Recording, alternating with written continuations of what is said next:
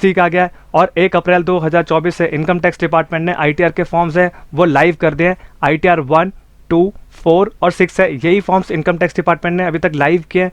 तो दोस्तों आपको क्या करना है, आपको आईटीआर अभी नहीं भरना है और आपको वेट करना है जब तक आपका एआईएस, टीआईएस और 26AS है उसमें सारे के सारे डाटा अपडेट ना हो जाए और प्रॉपर डाटा आपको ना दिखने लगे कि जिससे आप आईटीआर भरे और आपका कोई मिसमैच ना हो और इनकम टैक्स डिपार्टमेंट से आपको कोई नोटिस ना आए। तो दोस्तों आज के वीडियो में हम लोग डिस्कस करेंगे कि ओल्ड टैक्स रिजीम वालों के जो भी बेनिफिट्स है और जो कॉन्स है वो डिस्कस करेंगे कि असेसमेंट ईयर 24-25 के लिए आपके पास कौन कौन से बेनिफिट्स अवेलेबल है ओल्ड टैक्स रिजीम वालों के लिए और उसके कॉन्स क्या है, यानी कि डिसएडवांटेजेस क्या है ओल्ड टैक्स रिजीम ऑप्ट करने के। तो वीडियो में आगे हम लोग यही देखते हैं। तो दोस्तों वीडियो को स्टार्ट करते हैं। अब हम पढ़ते हैं list of main exemptions and deductions that can be claimed in old tax regime, यानी कि हम लोग ओल्ड टैक्स रिजीम के बेनिफिट्स पढ़ते हैं। इसमें कौन कौन से बेनिफिट्स ओल्ड टैक्स रिजीम वालों को अवेलेबल होते हैं।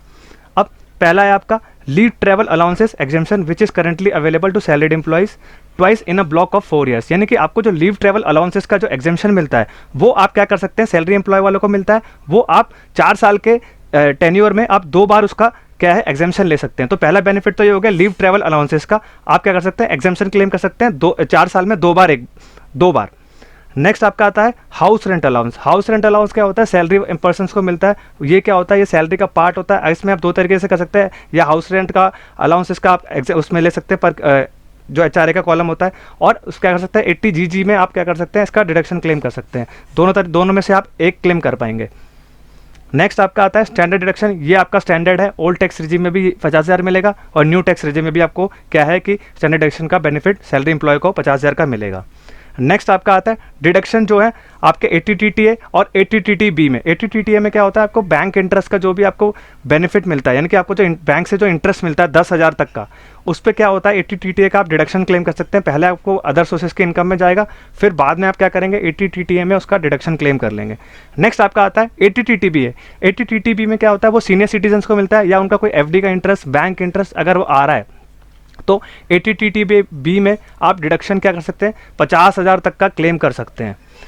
नेक्स्ट आपका आता है deduction for entertainment allowances for government employees and employment professional tax as contain in section 16, यानी कि आपका जो है जो एंटरटेनमेंट अलाउंसेस है वो क्या होते हैं, वो गवर्नमेंट एम्प्लॉय को उसका फ़ायदा मिलता है।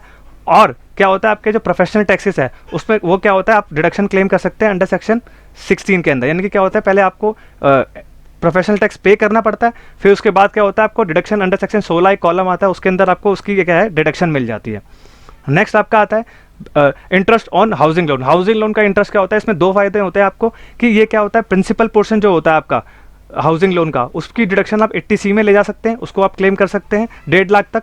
और जो नेक्स्ट इंटरेस्ट का पोर्शन होता है वो क्या होता है, आप इनकम फ्रॉम हाउस प्रॉपर्टी अगर आप कैलकुलेट करेंगे उसमें कॉलम आता है interest on borrowed capital under section 24B, तो उसमें क्या होता है आप इसका 2 लाख तक का आप एग्जेम्पशन या डिडक्शन क्लेम कर सकते हैं।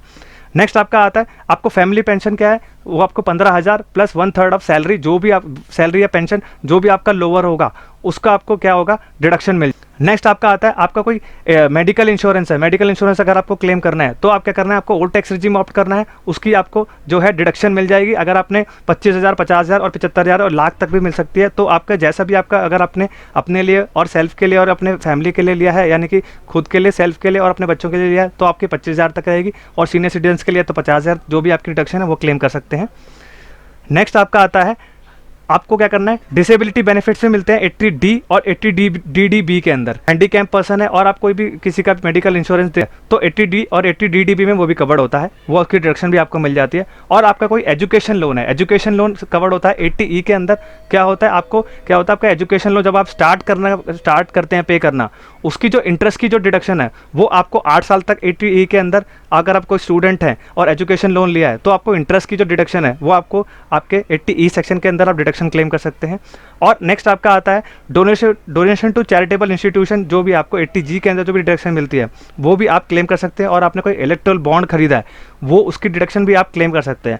और सारे के सारे डिडक्शन है आपके all deduction under section chapter 6A 80C से लेके 80IBA तक वो आप क्या कर सकते हैं ओल्ड टैक्स रिजीम जब आप ऑप्ट करेंगे वो सारे के सारे जो है डिडक्शन आप क्लेम कर पाएंगे। और क्या है नेक्स्ट आपका है कि आपका जो भी 80CCD2 है सेक्शन, ये क्या है आपका दोनों रिजीम में आप ऑप्ट कर पाएंगे। और 80JJA फॉर न्यू एम्प्लॉयमेंट, वो क्या है कि आपका 80CCD2 जो है वो न्यू टैक्स रिजीम में भी आपको मिलेगा, ओल्ड टैक्स रिजीम में भी आपको मिल जाएगा। और 80JJAA यानी कि JJA आपको क्या मिलेगा, वो भी आपको ओल्ड में भी मिल जाएगा, न्यू में भी मिल जाएगा। एक न्यू डिडक्शन इंट्रोड्यूस हुई थी 80CCH, जो कि है आपकी वो है न्यू टैक्स रिजीम में भी आपको मिल जाएगी, ओल्ड में मिल जाएगी।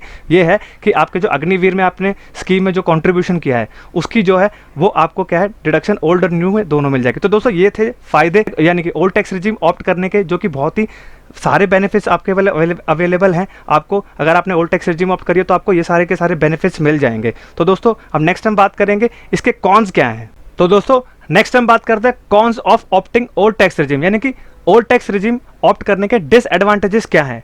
अब पहला हम बात करते हैं deductions and exemptions can be claimed when taxpayer files return before due date and up to due date, यानी कि आपको डिडक्शंस और एग्जम्पशन तभी मिलेंगी जब आप क्या करेंगे, अपना जो रिटर्न है वो ड्यू डेट से पहले या ड्यू डेट तक अपना रिटर्न आप फाइल कर देंगे, तभी आप लोग डिडक्शंस एंड एग्जम्पशंस आप क्लेम कर पाएंगे। ये एक इसका सबसे बड़ा डिसएडवांटेज है। सेकंड आपका आता है last date of filing, ITR उनकी रहेगी नॉन ऑडिट केस में रहेगी 31 जुलाई 2024, ऑडिट के केस में रहेगी 30 अक्टूबर 2024, और फॉर इंटरनेशनल टैक्सेशन के केस में जो सेक्शन 92E है उसकी रहेगी 30 नवंबर। तो इन ड्यू डेट से पहले पहले आपको क्या करना है, अपने डिडक्शंस और एग्जेम्पशन हैं वो आपको क्लेम करने हैं अगर आपने ओल्ड टैक्स रिजीम ऑप्ट किया है। इसके बाद आपको कोई डिडक्शंस, इस डेट के बाद आपको कोई डिडक्शंस और एग्जेम्पशंस आपको नहीं मिलेंगे।